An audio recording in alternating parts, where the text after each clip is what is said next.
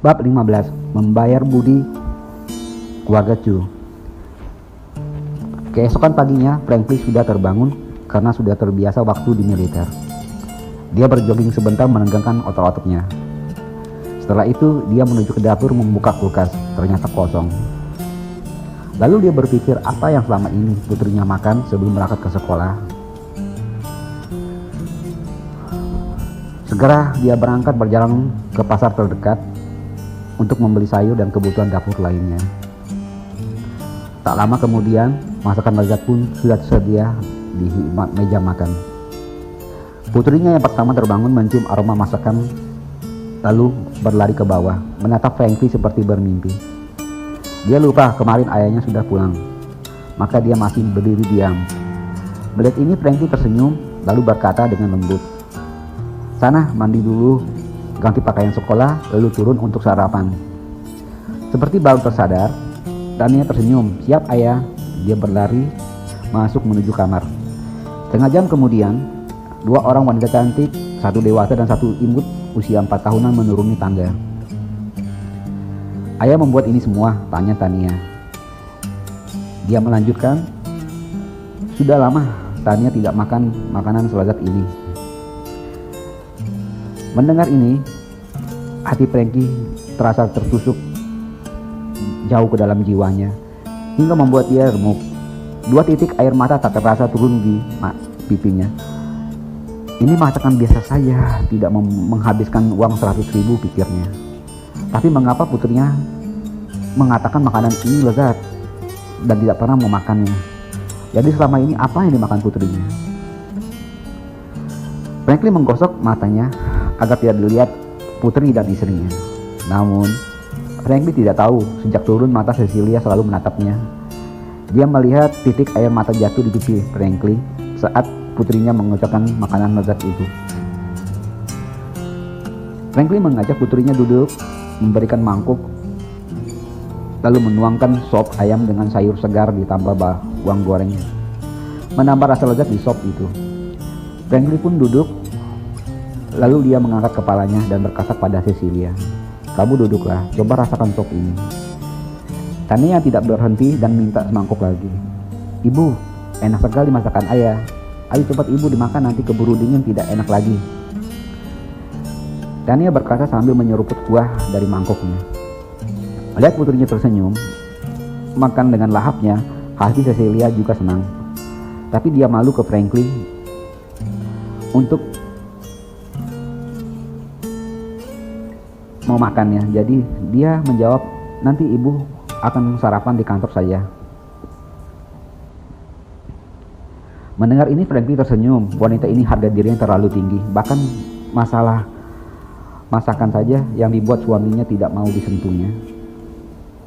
"Tidak makan banyak, makanlah sedikit agar Tania ada temannya saat sarapan," kata Franklin pelan sambil memohon.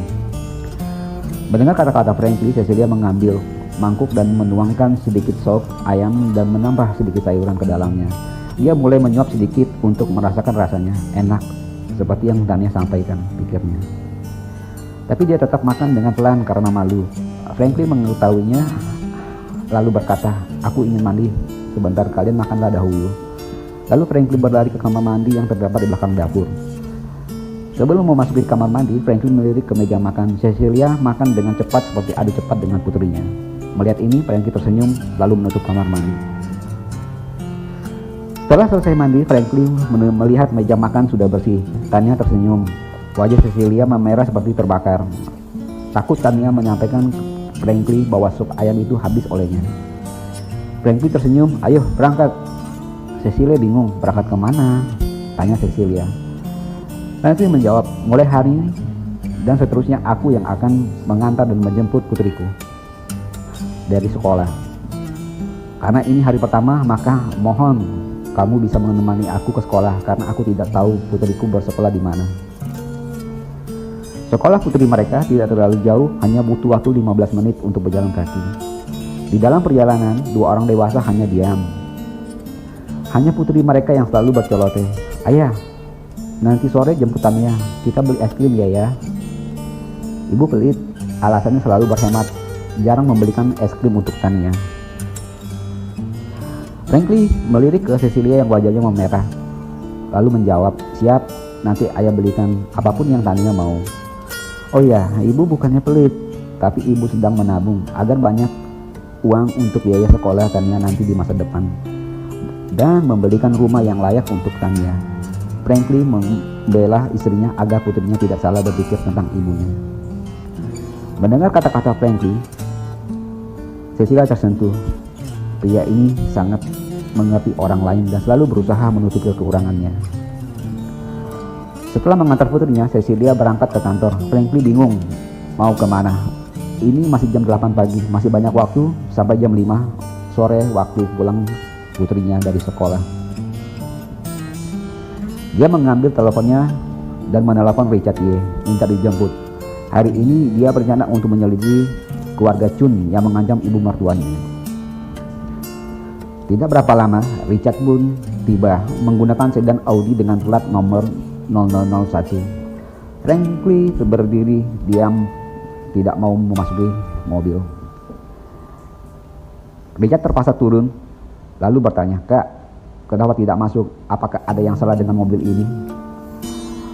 Franklin mendengus marah. "Mobil tidak masalah, namun nomor platnya terlalu mencolok. Ganti mobil lain," perintahnya. Richard langsung masuk ke mobil dan pergi meninggalkan tempat itu. Tidak berapa lama kemudian dia datang lagi dengan mobil BMW tua, ya sedikit terlalu tua dan keropos. Jadi Franklin langsung masuk. Dia berkata, "Menuju gedung Chun Tower," perintahnya ke Richard. Sebelumnya Richard tiba, dia sudah menelepon orang kepercayaannya, Randu. Dia sudah datang lebih awal daripada Franklin dan Richard, jadi dia sudah mempersiapkan semua kebutuhan Franklin setibanya di Jiangling. Bahkan Randu tidak pernah jauh dari dia sejak dia tiba.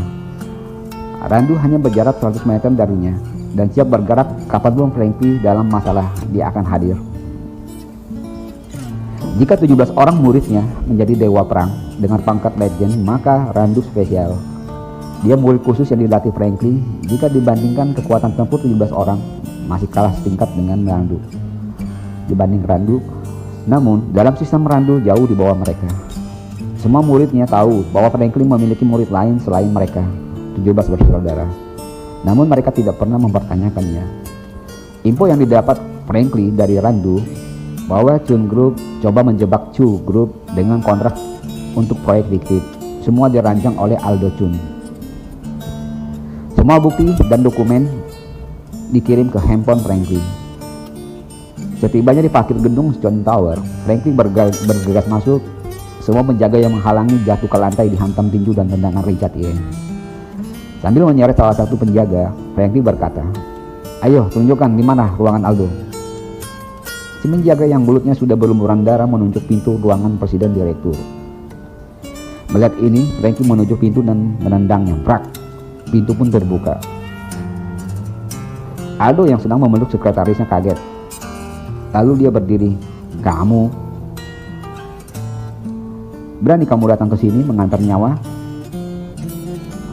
Aldo berpikir, ini adalah areanya. Dia bisa membunuh siapapun di sini tanpa takut urusan dengan polisi karena musuh yang mendatangi. Franklin tersenyum dan berteriak ke sekretaris yang bajunya masih terbuka untuk keluar dari ruangan itu.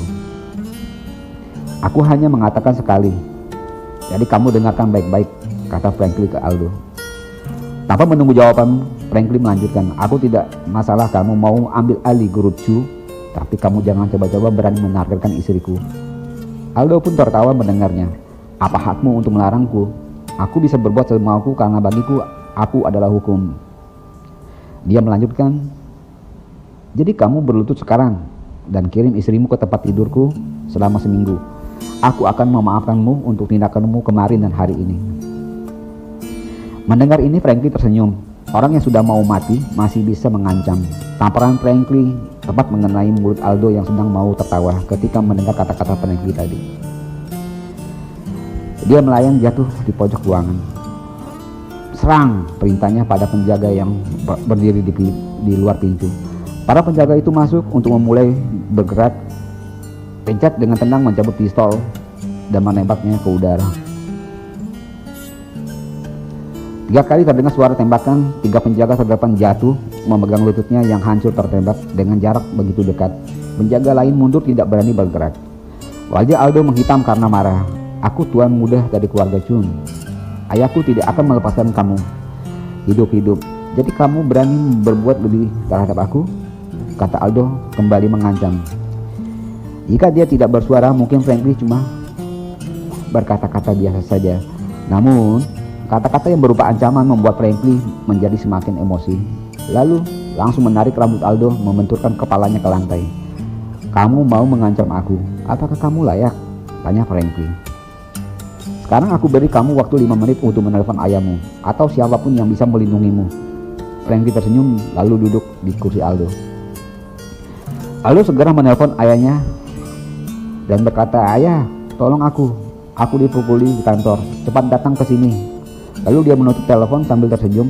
Dalam hati dia berkata, tunggu sebentar lagi ayahku akan tiba. Tidak sampai 10 menit, seorang pria gendut tergesa-gesa menerobos kerumunan para penjaga. Jackson Chun, tuan besar keluarga Chun. Begitu dia berhasil menerobos kerumunan itu, dia melihat Richard. Semangatnya langsung hilang, amarahnya berubah menjadi ketakutan. Lalu dia berlutut. Tuan Richard, kamu di sini. Dengan nada pelan, ketakutan, Jackson menundukkan kepalanya. Di dalam pesta sebelumnya, di dalam pesta penyambutan datangnya Dewa Perang sebagai pelindung negeri, Jackson Chun beserta para tuan besar keluarga dari kelas 2 ke atas menghadirinya. Di sanalah dia melihat Richard untuk pertama kalinya. Richard diam, tidak berani menjawab karena di sana ada Franklin. Jadi matanya melirik ke arah Franklin memohon petunjuk. Kamu babi gendut berlutut yang benar, tegakkan badan, kata Franklin memerintah. Melihat ayahnya duduk berlutut, wajah Aldo memucat. Richard datang sebagai pengawal Franklin, sedangkan ayahnya berlutut kepada Richard. Seberapa tinggi kekuatan yang dimiliki Franklin? Aldo menjadi bingung dengan kondisi ini. Mendengar perkataan Franklin, Jackson hanya diam karena dia tidak mengenal Franklin. Richard, dia mendengus. Kamu tidak mendengar perintahnya. Mendengar ini barulah Jackson mengerti bahwa Franklin adalah tuan dari Richard. Jika Richard adalah Dewa Perang, siapakah Franklin ini, pikirnya. Jackson mengangkat tubuhnya berlutut dengan benar, namun susah baginya karena tubuhnya terlalu gendut. Franklin tersenyum melihat badut gendut ini. Apakah kamu ayah dari Aldo? Tanya Franklin. Jackson menjawab, benar, saya ayahnya. Mohon dimaafkan jika ada kesalahan. Jika ada kesalahan, aku tidak akan datang ke sini. Jika tidak ada kesalahan. Timpal Franklin Lanjutnya, apakah kamu tahu kesalahannya? Jackson tersenyum pahit.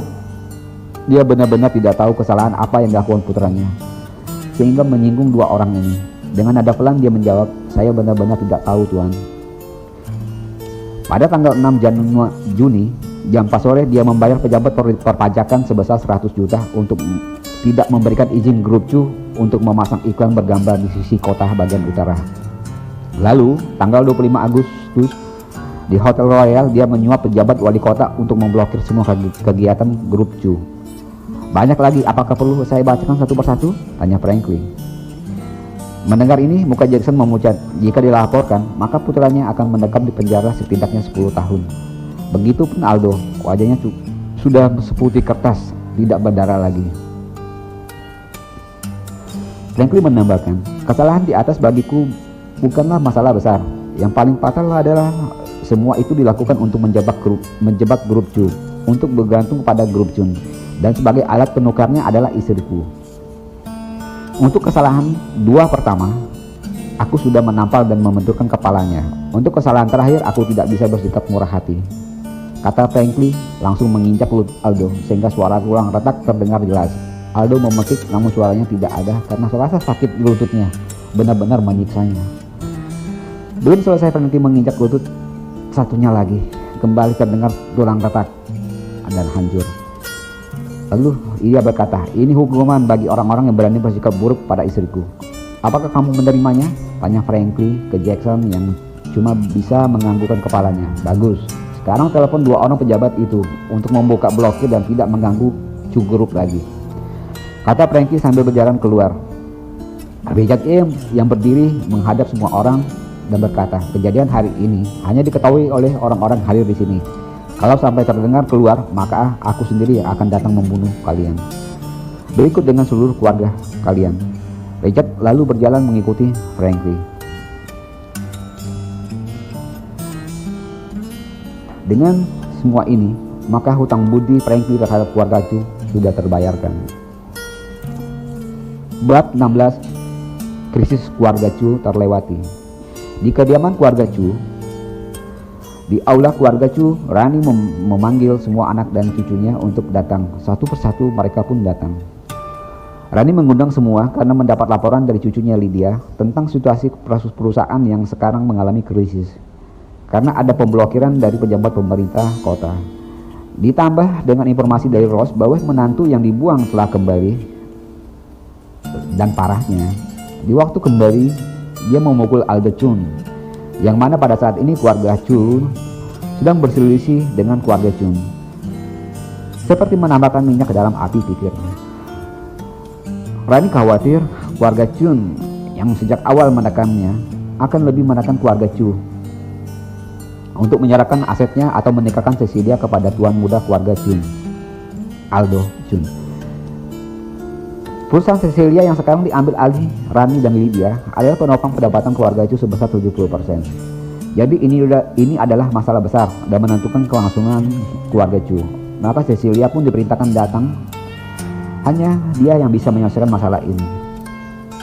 Setelah semua berkumpul, Rani membuka pertemuan dadakan ini dengan suara keren penuh wibawa. Bagus, semua sudah tiba tepat dengan waktu, yang menandakan disiplin keluarga ini masih sangat bagus. Lalu Rani tersenyum, karena masih dihormati berarti masih sebagai kepala rumah Chu, menggantikan suaminya. Kalian tahu kenapa hadir hari ini?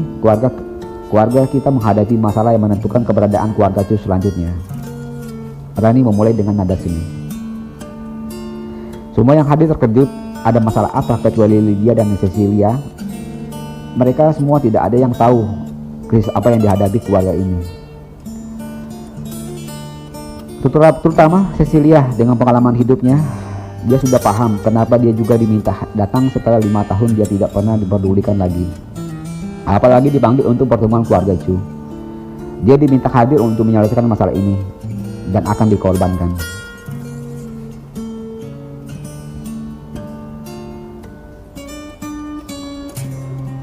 Rani memerintahkan ke Lydia untuk menceritakan semua kondisi saat ini. Ditambah dengan informasi Rose, maka semua yang hadir semakin terkejut dan takut kalau tidak bisa keluar dari masalah ini, maka mereka akan jatuh miskin. Mereka tidak inginkan itu. Mendengar ini, Georgie ayah Lydia bangkit berdiri, lalu berkata, solusi pertama kita mengikuti kemauan keluarga Chun dengan menikahkan Aldo dengan Cecilia. Solusi kedua, kita coba bernegosiasi ke keluarga Chun untuk tidak mengambil kepemilikan perusahaan menjadi perusahaan dan meminta mereka membagi kita sedikit hak kepemilikan, jadi kita masih dapat menikmati keuntungan dari perusahaan itu walau hanya sedikit. Mendengar kata-kata Georgie, semua keluarga yang hadir pun setuju karena tidak ada satupun kerugian yang mereka dapat kecuali berkurangnya pendapatan bulanan mereka. Tapi tidak bagi Cecilia. Solusi pertama jelas memaksa dia masuk ke dalam kandang harimau. Solusi kedua, dia tidak rela perusahaan Sel Alfred, perusahaan yang dibangunnya sejak SMA. Bagaimana dia bisa menyerahkan kepada orang lain? Walaupun saat ini semua dikuasai oleh keluarga Chu, dia masih bisa menerimanya karena bagaimanapun keluarga Chu adalah keluarganya. Walau saat pengalihan perusahaan itu dia ditipu oleh Rani, namun semua mata menatapnya. Cecilia mengangkat wajahnya dan berkata, solusi pertama dengan menikahkan aku dengan Aldo, atas dasar apa kalian bisa memutuskannya? Bukankah saya sudah diusir dari keluarga ini? Solusi kedua, aku tidak berhak mengomentari karena aku hanya manajer kecil di perusahaan ini. Rani tersenyum sinis. Walau kamu sudah dikeluarkan dari lingkungan kami, namun selama hidupmu, termasuk putri harammu itu, hidup dengan uang keluarga Chu.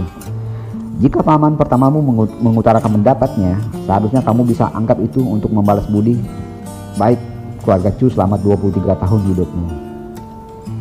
Cecilia menatap ke ayahnya, memohon bantuan. Namun Jimmy Chu menundukkan kepalanya, sedangkan semua mata yang hadir dengan wajah sedikit tersenyum karena sudah menemukan solusi untuk semua kesulitan mereka. Hutang budi, Cecilia melanjutkan. Bagiku, hutang budi saya pada keluarga Chu sudah lunas saat kalian mengambil alih perusahaanku. Cecilia berhenti sejenak, lalu berkata lagi, jadi aku tidak mau menikah dengan Aldo atau siapapun kecuali orang-orang yang benar-benar aku inginkan. Boom! Jawaban Cecilia membuat pucat semua orang yang hadir. Mereka sudah membayangkan akan hidup miskin. Semua kelihatan panik kecuali Rani masih terlihat senang. Kalau bagimu, utang budimu sudah lunas, dengan menyerahkan perusahaanmu, saya dapat menerimanya. Namun bagaimana dengan yang dilakukan suamimu memukul Aldo Chun? Masalah Franklin adalah masalahnya. Aku akan meminta dia untuk menceraikanku dan mengusirnya dari rumah. Jawab Cecilia penuh emosi. Karena bagi dia, Franklin adalah bukan apa-apa, hanya sebagai ayah biologis putrinya.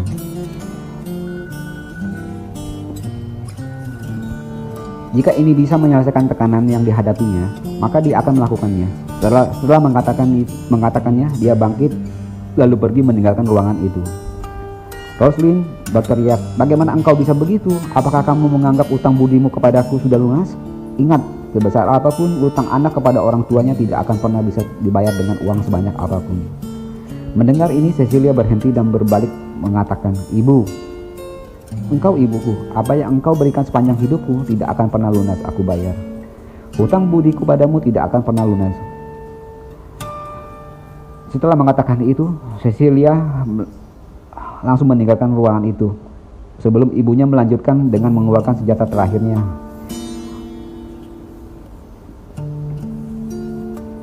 Semua orang di dalam ruangan terdiam. Ruangan menjadi sunyi.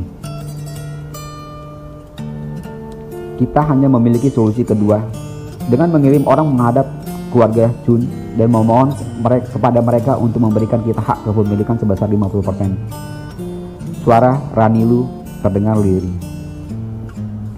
Dalam keheningan, penjaga masuk sambil berlari. Nyonya besar, di depan ada tamu Tuan Lu dari pemerintah kota. Mendengar ini, semua keluarga kelihatan panik dan takut. Tuan Lu yang memblokir semua kegiatan Syekh Alfred. Rani masih terlihat tenang, lalu berkata, persilakan Tuan Lu masuk, perintahnya. Rani Lu pun berjalan menuju pintu utama untuk menyambut Tuan Lu. Selamat sore Tuan Lu. Selamat datang di kediaman keluarga kami. Rani berhenti sejenak. Suatu kehormatan bagi kami. Silakan masuk Tuan, kata Rani yang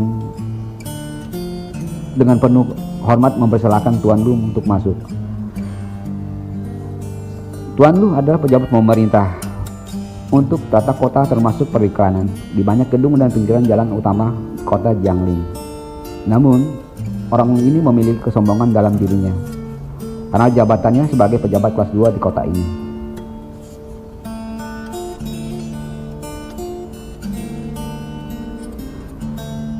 Tuan Lu tidak peduli dengan kata-kata Rani. Dia melangkah masuk dan duduk di kursi.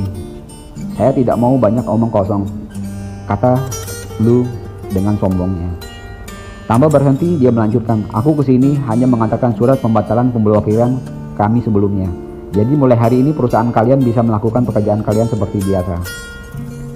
Mendengar ini, semua keluarga Chu yang tadi murung tersenyum gembira. Hampir bersamaan mereka mengucapkan terima kasih. Krisis keluarga Chu pun terlewatkan. Setelah sedikit obrolan, Tuan Lu pergi meninggalkan kediaman keluarga Chu. Jangan lupa ya, subscribe dan komennya.